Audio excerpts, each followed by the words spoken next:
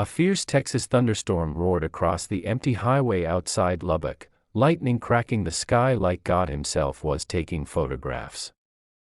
Alexander "Alex" Hawthorne, a 42-year-old tech billionaire whose face had been on the cover of Forbes 3 times, gripped the wheel of his matte gray Lamborghini as the car fishtailed. A blown tire. Of course. He was already late for the final board vote that would make his AI company worth $30 billion. Rain hammered the windshield so hard the wipers surrendered.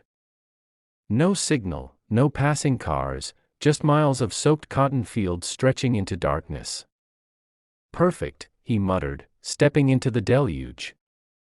Water poured off his custom Tom Ford suit as he stared helplessly at the shredded rubber. He had built empires with a laptop and ambition, but he had never once changed a tire in his life. Then, through the silver curtain of rain, came the sound of laughter, bright, fearless, alive. 3 black teenagers on mountain bikes appeared like mirages, hoods up, headlights flickering. The tallest one coasted to a stop first. "You good, sir?" he called over the wind. Alex blinked. Not even close. The boy grinned, teeth flashing white against the storm. "Name's Malik.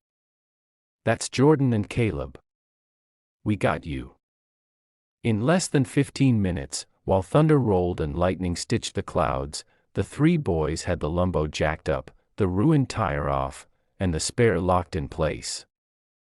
Their hands moved like they'd done it 100 times. Jordan passed tools without looking. Caleb kept the flashlight steady. Malik tightened the last lug nut with a grunt that sounded like victory. Alex reached for his wallet, pulling out a stack that could pay a semester of college. "Take this. Please." Malik wiped rain from his eyes and gently pushed the money away. "Nah, Mr. Hawthorne. We're straight. Just get where you're going safe." Alex opened his mouth to argue, but the boys were already pedaling away, silhouettes swallowed by the storm, their laughter trailing behind like music. He made it to Dallas with minutes to spare. The boardroom on the 72nd floor of Reunion Tower was all glass and tension. $30 billion hung in the air like expensive perfume.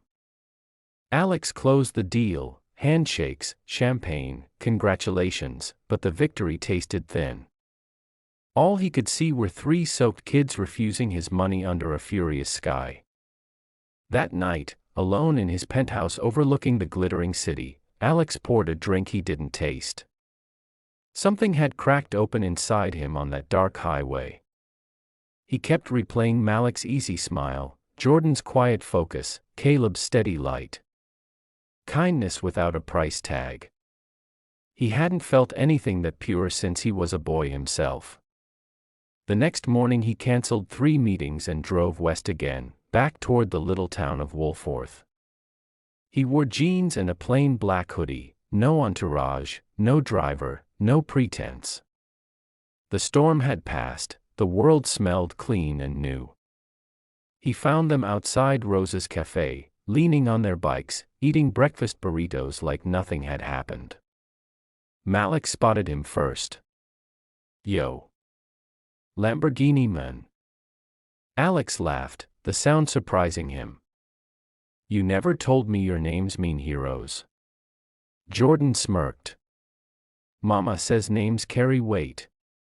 Alex sat on the curb with them, city billionaire and small-town teenagers, steam rising from their foil-wrapped breakfasts.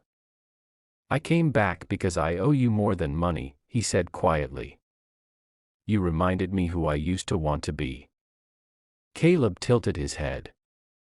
"So what now?" Alex looked toward the edge of town where a tired brick building sat behind a chain-link fence, the Martin Luther King Jr. Community Center. Paint peeling, windows cracked, basketball hoop bent from too many slam dunks and not enough care. "That place," Alex said. "I hear it's falling apart." Malik followed his gaze and shrugged. "It's home base after school. Could use some love." Alex felt the decision settle in his bones like truth. Then let's give it more than love. Let's give it a future. The boys exchanged looks, half disbelief, half hope. You serious right now? Jordan asked. As a heart attack, Alex replied. Malik extended a fist. Alex bumped it, the sound small but seismic. Under a wide West Texas sky turning gold with sunrise, a billionaire and 3 teenagers began something neither money nor power could have bought alone, a promise that kindness, once witnessed, must be passed forward like a torch that refuses to go out. 6 weeks later, the same West Texas sun that once watched 3 boys fix a stranger's tire now poured liquid gold over a transformed Martin Luther King Jr. Community Center in Woolforth. The cracked brick had been repainted a proud, deep crimson with cream trim. A new roof gleamed silver.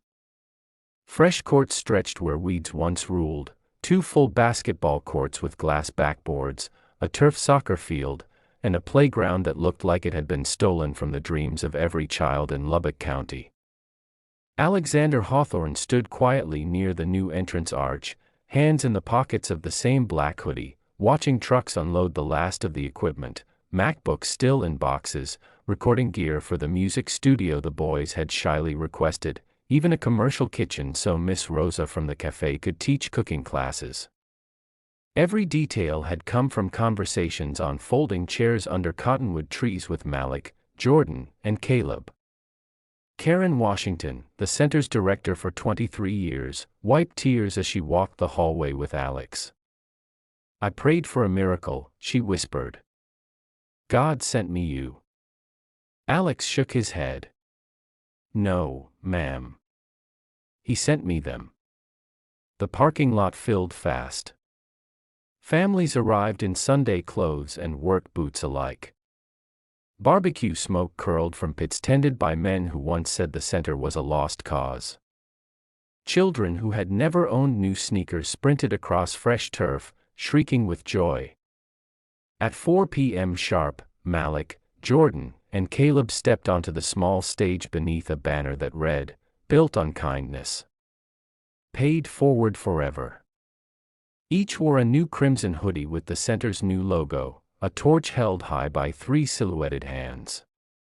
Malik took the mic first, voice steady but thick. Y'all know the story. Men on the side of the road, storm acting a fool, 3 dumb kids on bikes who should have kept riding. The crowd laughed through tears. But we stopped. And because we stopped, Mr. Alex stopped running long enough to remember what matters. Jordan stepped up next. This place raised us when parents worked double shifts. It kept us off corners and out of trouble. Today, it gets to raise the next ones. Caleb, usually the quietest, leaned in last. We didn't want money that night. We just wanted the world to stay good for one more person. Turns out goodness multiplies when you let it. Then they turned and looked straight at Alex, who suddenly felt 1,000 eyes on him. Mr. Hawthorne, Malik said, this key ain't to the building. It's to the family you joined the night you let 3 soaked boys remind you how to be human. Come get your key, sir. Alex walked forward through a river of applause that sounded like church. Karen handed him an oversized ceremonial key painted crimson and gold. When he took it, the boys pulled him into a hug so fierce his feet almost left the ground. Later, when the courts were full of pickup games and the playground echoed with laughter, Alex found a quiet corner with the 3 teenagers. The sun was setting, bleeding orange across the plains.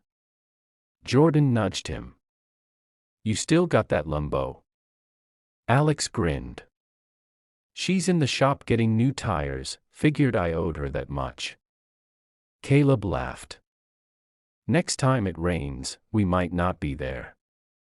Alex looked at each of them, Malik heading to Texas Tech on a full engineering scholarship he'd just been offered, Jordan already interning with Alex's AI education division, Caleb quietly accepted early to Juilliard's audio engineering program because the new studio bore his name on the door. "I don't need you to change my tires anymore," Alex said softly. "You already changed my life."